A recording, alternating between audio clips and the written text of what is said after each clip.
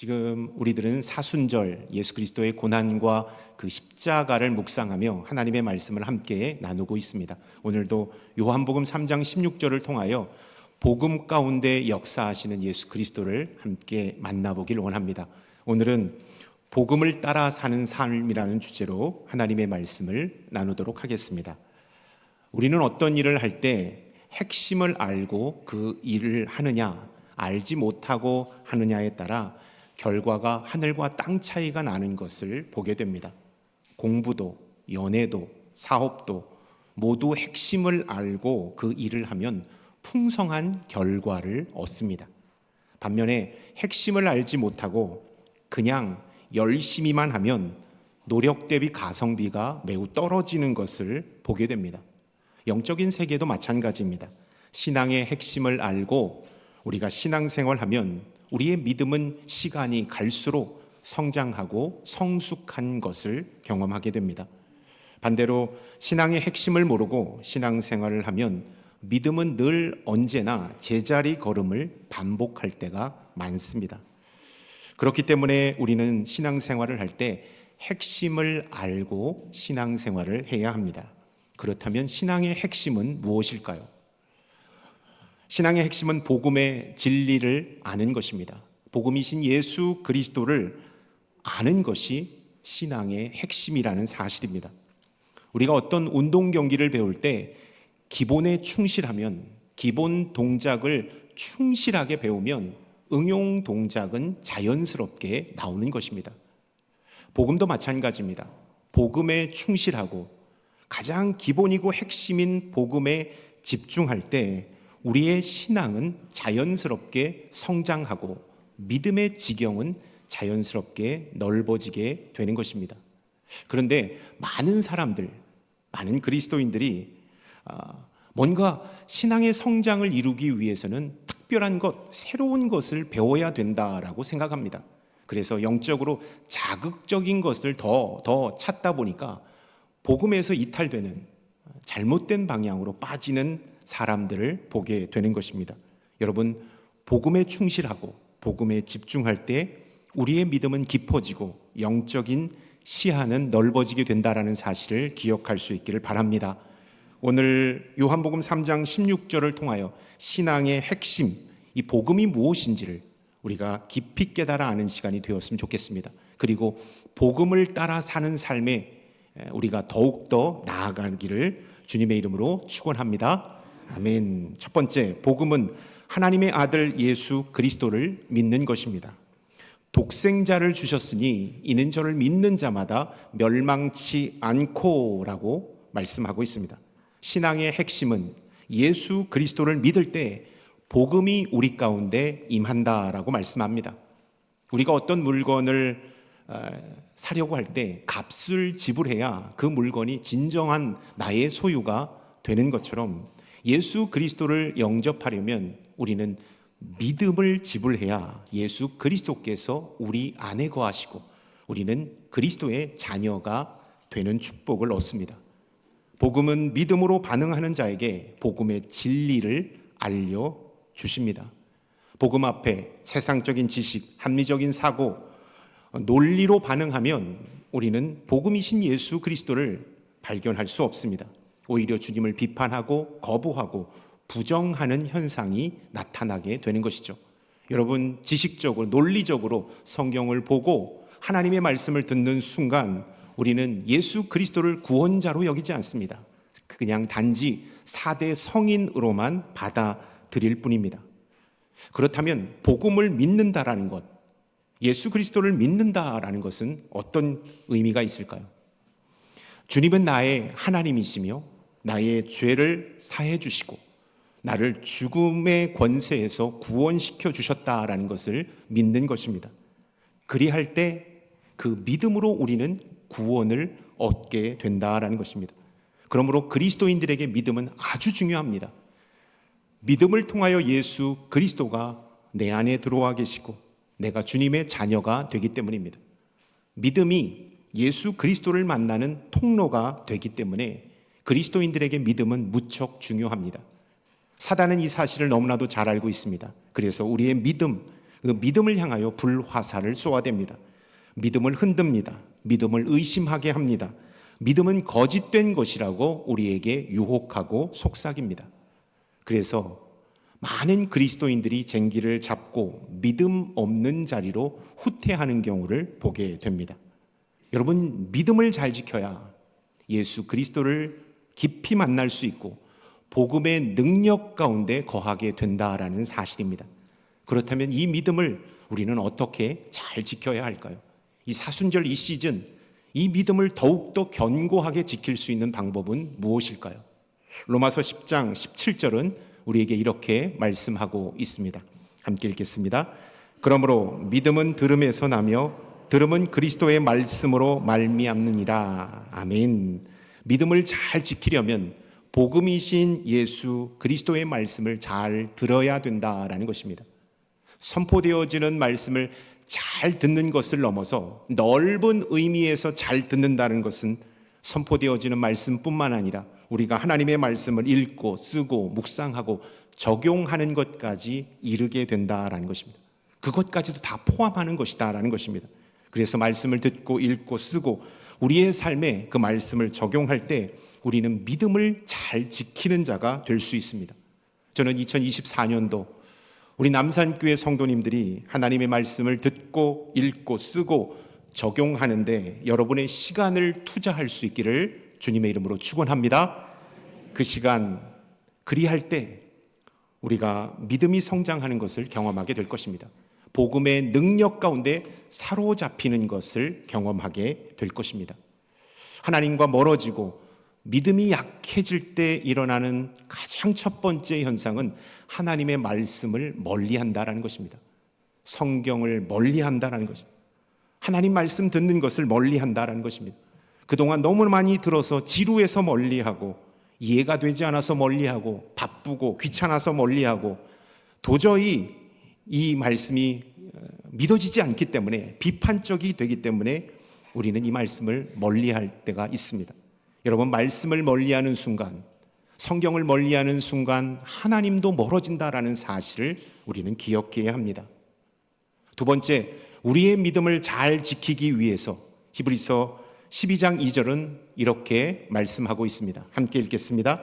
믿음의 주여 또 온전케 하시는 이인 예수를 바라보자.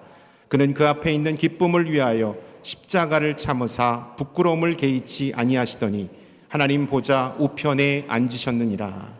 나침판이 늘 언제나 북쪽을 향하고 있듯이 우리 그리스도인들은 언제나 어디서나 슬플 때나 기쁠 때나 괴로울 때나 고통스러울 때나 감사할 때 예수 그리스도를 바라보아야 우리의 믿음을 지킬 수 있다라는 것입니다.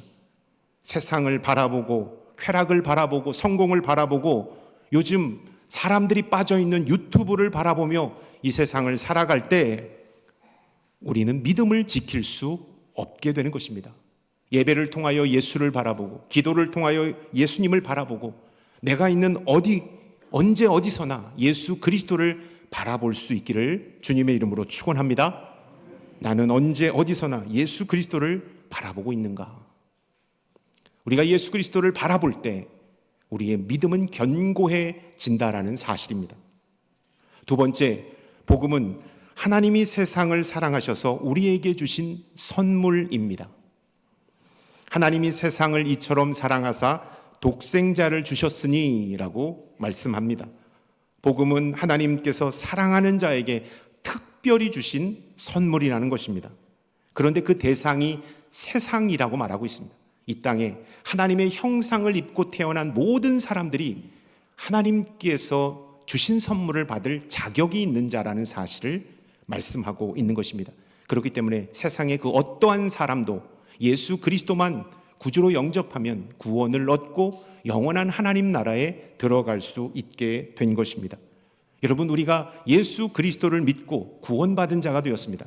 그러나 우리가 착각하지 말아야 될 것은 우리의 능력, 우리의 어떠한 선행을 통하여 구원받지 않았다라는 사실입니다. 에베소서 2장 8절과 9절은 이렇게 말씀하고 있습니다. 함께 읽겠습니다. 너희는 그 은혜에 의하여 믿음으로 말미암아 구원을 받았으니 이것은 너희에게서 난 것이 아니요 하나님의 선물이라. 행위에서 난 것이 아니니 이는 누구든지 자랑하지 못하게 함이라. 하나님의 선물이라는 것입니다. 하나님의 큰 선물 우리에게 주셨다라는 것입니다. 하나님의 큰 사랑으로 우리는 선물인 복음을 받았습니다. 우리는 하나님의 큰 사랑을 기억하며 감사하는 자가 되어야 합니다. 예수 그리스도를 우리 가운데 허락해 주셨기 때문에 우리는 날마다 그 선물로 인하여 기뻐하고 감사하는 자가 되어야 합니다. 여러분, 얼마만큼 큰 사랑일까요? 자기 아들, 독생자를 내어주실 만큼의 사랑이었다라는 것입니다. 그 엄청난 큰 사랑으로 인하여 우리는 죽을 수밖에 없는 죄인이 하나님의 자녀가 되었습니다. 사망 권세에 있던 우리가 영원한 하나님 나라에 들어가는 거룩한 신분을 얻게 되었다라는 것입니다. 적당히 사랑하면, 기브 앤 테이크로 사랑하면, 비코스로 사랑하면 여러분 흠결이 다 보입니다. 사랑하는 사이지만 단점도 보이고 또 비판할 것도 보이고 섭섭하기도 하고 갈등을 겪습니다. 적당히 사랑하면 안 좋은 점이 다 보입니다. 그런데 압도적으로 사랑하면 오해도 상처도 갈등도 단점도 그 사람에게서 보이는 그 어떠한 것도 다 덮어줍니다. 무조건 사랑스럽습니다. 다 이해하게 돼요. 다 품어주고 다 끌어안고 싶어지는 것입니다. 큰 사랑으로 압도하면 우리가 사랑하지 못할 대상이 없다라는 것입니다. 제가 어제 설교 말씀 이렇게 묵상하고 보니까 배우자를 사랑하는, 아내를 사랑할 때가 적당하게 사랑했구나. 흠결이 막 보이더라고요. 쪼잔해지더라고요. 섭섭한 게 막 보이더라고요. 근데 자녀를 사랑할 때는 다 품어주고 싶어.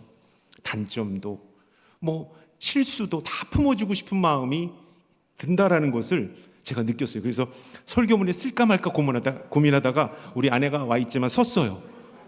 여러분은 그렇지 않나요? 저만 해당되는 걸로 일단은 하겠습니다. 큰 사랑, 압도적인 사랑으로 우리를 품어주셔서 우리가 구원받는 자녀가 되었다라는 것입니다. 누군가를 큰 사랑으로 사랑하면 그 사람에게 뭔가를 주고 싶어 합니다. 주고 또 주고 더 주고 싶은데 주지 못해서 안타까워하는 것이 사랑하는 사람의 마음인 것이죠.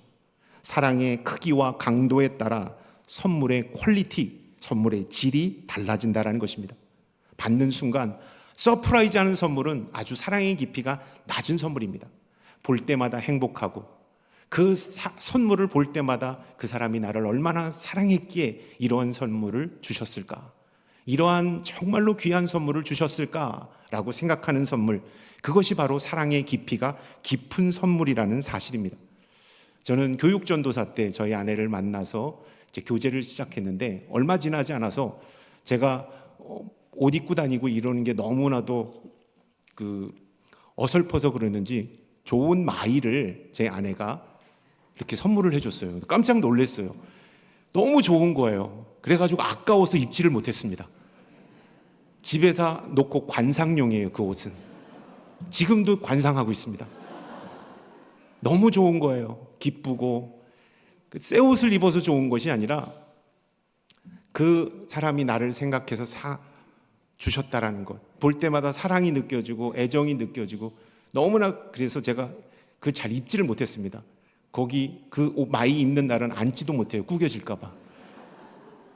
그 정도로 아꼈던 것, 볼 때마다 사랑스럽고 감사한 것, 이것이 바로 큰 선물 아니겠습니까? 저희 아이들이 어렸을 때 장난감을 원하지만, 장난감도 장난감이지만 사진 앨범, 사랑의 편지 앨범을 썼어요. 몇 월 며칠 우리는 어디로 놀러 갔습니다. 그때 주원이는 이랬고 주원이 이랬습니다.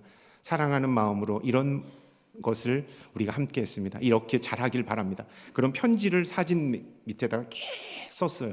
그리고 나서 그 선물을 줬을 때 어릴 적에는 그 선물을 받고 실망했지만 우리 자녀들이 커가면서 아빠 엄마가 우리를 이렇게 키우셨구나, 이렇게 사랑으로 돌보셨구나, 이렇게 우리에게 아름다운 추억을 남기셨구나라는 사실을 깨닫고 책상 위에다 그 앨범을 놓고 자랑스럽게 생각하는 것을 보면서 가슴 뿌듯했던 경험을 가지고 있습니다. 여러분, 하나님은 우리가 예수 그리스도를 보면서 하나님이 우리를 얼마나 사랑하셨구나, 하나님이 엄청난 사랑으로 우리를 품으셨구나라는 것을 깨닫기 위하여 예수 그리스도라는 큰 선물을 우리에게 주셨다라는 사실을 여러분 기억할 수 있기를 축원합니다. 그렇기 때문에 우리는 예수 그리스도를 예배할 때마다, 예수 그리스도의 그 사랑을 경험할 때마다 그 사랑을 주신 하나님께 감사하고 기도하고 그분을 온전히 섬기는 그리스도의 거룩한 예배자가 되어야 될 줄로 믿습니다. 아멘. 하나님의 큰 사랑을 받은 사람, 그 사람은 어떻게 해야 될까요? 내가 받은 사랑을 나누는 사람이 되어야 한다라는 것입니다. 하나님의 큰 사랑, 이 복음을 받아들인 사람은 어떻게 그 사랑을 나눌 수 있을까요? 구제와 긍휼일까요? 사랑과 선행일까요? 물론 복음을 받은 사람은 이 모든 것도 행해야 합니다. 그러나 하나님께서 우리에게 원하시는 것, 그 사랑을 어떻게 전할 수 있을까? 예수 그리스도, 복음이신 예수 그리스도를 증거하기를 원하신다라는 것입니다. 복음을 증거하기를 원하신다. 큰 사랑을 받은 사람은 복음 증거자가 되어야 한다라는 것입니다. 저는 하루에 새해 우리 기도 카드, 성도님들이 새해 우리 기도 카드를 작성해 주셨는데 많은 성도님들이 작성해 주셨습니다. 그리고 정말로 빼곡하게 작성해 주셨습니다. 하루에 3장씩 저는 성경책에 끼워 놓고 언제 어디서나 이걸 읽고 또 기도합니다. 그리고 감동이 되고 더 깊은 기도를 나누고 싶으면 문자를 보내든지 갑자기 전화를 드립니다. 기도 제목을 읽으면서 가장 가슴 뭉클하고 마음 아플 때가 있습니다. 가족 전도를 기도 제목으로 내놓으신 성도님들이십니다. 우리 부모님 연로하신데 이제 돌아가실 날도 머지 않았는데 아직 예수님을 모릅니다. 제가 복음 전하는 것을 거부하십니다. 우리 어머님이, 아버지가 예수 그리스도를 믿고 하늘나라 가실 수 있도록 기도 부탁합니다. 우리의 남편이, 저는 이렇게 신앙생활 잘하는데 우리 남편은 예수님을 모릅니다. 교회 가기를 거부합니다. 우리의 자녀, 어릴 적에 자녀가 교회에 열심히 다녔습니다. 그런데 중고등학교 때 공부 때문에 학원을 선택하고 진로를 선택하느라 교회를 열심히 다니지 않았습니다. 어른이 되면 의례 엄마 아빠 따라서 신앙생활 할 거라고 생각했는데 자녀들이 20대가 되고 나서 더 교회를 거부합니다. 비판합니다. 어떻게 하면 좋습니까? 이런 기도 제목을 들을 때 마음이 너무나도 아픕니다. 그리고 구원의 문이 속히 열리기를 기도합니다. 저는 정말로 우리 성도님들에게 말씀드립니다. 일주일 전에만 저에게 알려주시면 제가 여러분들 가족 구원하는데 1일 맞춤 전도 예배를 드리겠습니다. 그리고 커스터마이즈처럼 그 성도님 것들을 저한테 잘 알려주시면 제가 기도하고 요양원이 되었든지 병원이 되었든지 가정이 되었든지 군부대가 되었든지 직장이 되었든지 그분이 계신 곳 어디서나 제가 함께 복음을 전하고 그분이 예수 그리스도를 만날 수 있도록 인도를 하겠습니다. 여러분, 가족 구원을 위하여 끊임없이 기도하고 복음을 전하고 예수 그리스도의 큰 사랑을 전하는 우리 모두가 될 수 있기를 축원합니다. 아멘. 복음은 영생이 허락되었다는 사실을 알고 기뻐하는 것입니다. 세 번째, 복음은 영생이 허락되었다라는 사실을 알고 기뻐하는 것입니다. 인간은 지금까지 사망 권세 안에 갇혀 지내야만 했습니다. 인간은 죽음이라는 깊은 수렁에 빠져서 절망적이고 유한한 삶을 살다가 죽음을 맞이했습니다. 그래서 죽음은 인간이 가장 두려운 주제였고 무서운 주제였습니다. 그러나 예수 그리스도께서 이 땅에 오신 후 죽음은 그 힘을 잃게 되었습니다. 고린도전서 15장 20절의 말씀을 함께 읽겠습니다.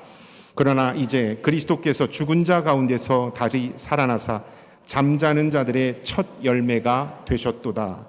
이제 더 이상 죽음이라는 웅덩이에 우리를 가둘 수 없게 된 것입니다. 그분께서 사망 권세를 이기셨기 때문입니다. 우리의 신분이 완전히 바뀌었습니다. 더 이상 우리는 죽음이라는 감옥에 죄인이라는 신분으로 있지 않아도 될 하나님의 자녀가 된 것입니다. 천국 백성이 된 것입니다. 요한복음 5장 24절은 이렇게 말씀하고 있습니다. 내가 진실로 진실로 함께 읽겠습니다. 내가 진실로 진실로 너희에게 이르노니 내 말을 듣고 또 나 보내신 이를 믿는 자는 영생을 얻었고 심판에 이르지 아니하나니 사망에서 생명으로 옮기었느니라. 아멘. 기독교 윤리학자이자 침례교 목사님이시고 신학자인 스탠리 그랜츠라는 박사님이 계십니다. 또 목회 상담가로 유명한 폴 트립이라는 목회 상담가가 있습니다. 그 두 사람이 동일한 이야기를 했는데 참 감동이 됩니다. 우리가 알고 있는 것을 학문적으로 푸른 것입니다. 세상 사람들은 과거를 통하여 오늘을 보고 오늘을 통해 미래를 내다봅니다. 절망적인 과거, 후회가 남는 과거를 통하여 오늘을 바라봅니다. 그리고 미래를 예측합니다. 그래서 늘 인간은 비관적입니다. 그러나 그리스도인들은 미래를 통하여 오늘을 보고 과거를 바라봅니다. 우리는 승리를 얻은 사람입니다. 우리의 인생은 해피엔딩의 인생입니다.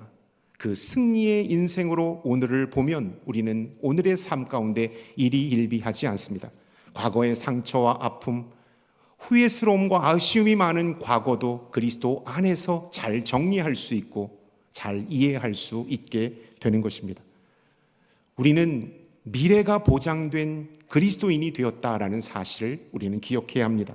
안타까운 것은 많은 그리스도인 가운데서도 인생의 노후를 위하여서는 자산을 모으고 건강보험에 가입하고 수익률이 높은 좋은 연금을 부으면서 걱정하고 근심합니다. 그러나 영원한 노후, 영원한 생명이 보장된 것으로 인하여 기뻐하지 않는 모습을 보게 된다라는 것입니다. 영원한 생명이 보장되어 있다라는 그 사실을 잃어버린 채 현실에서 전전긍긍합니다. 노심초사합니다. 안절부절하며 살아가는 우리의 모습을 발견하게 되는 것입니다.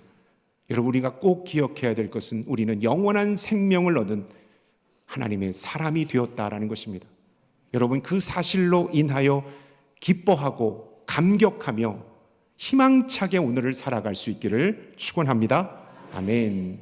유토피아의 저자 토머스 모어는 자신의 종교적인 신념과 믿음 때문에 감옥에 갇혀 사형 언도를 받았습니다. 아내와 자식들이 찾아와서 여보, 항복만 하면, 왕에게 항복만 하면 우리는 행복하게 다시 살 수 있어요. 다시 번복할 수 없겠습니까? 이 꽃다운 나이에 당신도 우리 자녀도 나도 다시 행복할 수 있다고요. 한번 그 결단을 꺾고 왕에게 항복하시죠. 그렇게 간절하게 매달렸습니다. 그때 토마스 모어는 아내에게 이런 말을 했습니다. 여보, 당신이 우리가 그렇게 되면 얼마나 더 오래 살 수 있다고 생각하오? 그때 아내가 말했습니다. 최소한 20년은 더 행복하게 살 수 있을 것입니다. 그때 토마스 모어는 이 땅에서 20년밖에 안 되는 삶을 위해 내가 영원한 삶을 포기하고 그 고통 속에 영혼을 내어준다면 얼마나 어리석은 인생이겠습니까? 이렇게 고백하고 형장의 이슬로 사라졌다고 합니다. 여러분, 우리는 무엇으로 인하여 기뻐하십니까? 무엇으로 인하여 오늘을 살아가고 있습니까? 세상의 물질과 소유와 지위가 아니라 나를 구원하여 주신 예수 그리스도, 나를 자녀 삼아 주신 예수 그리스도로 인하여 기뻐하고 감사할 수 있는 우리 모든 남산교회 성도님들이 다 될 수 있기를 축원합니다. 아멘. 지금까지 저는 복음이 무엇이고 복음을 받은 우리가 어떻게 살아야 하는지 세 가지를 말씀드렸습니다. 복음은 예수 그리스도를 믿는 것입니다. 현재 나는 그 믿음, 예수 그리스도를 향한 믿음을 잘 지키고 있습니까? 복음은 하나님이 우리를 사랑하셔서 주신 선물입니다. 나는 선물이신 예수 그리스도를 내 인생의 가장 소중한 분으로 여기며 이 땅을 살아가고 있습니까? 그리고 그분을 전하는데 열심을 다하고 있습니까? 마지막으로 복음은 영원한 생명이 허락되었음을 알고 기뻐하는 것입니다. 나는 날마다 구원의 기쁨을 기억하고 감사하고 있습니까?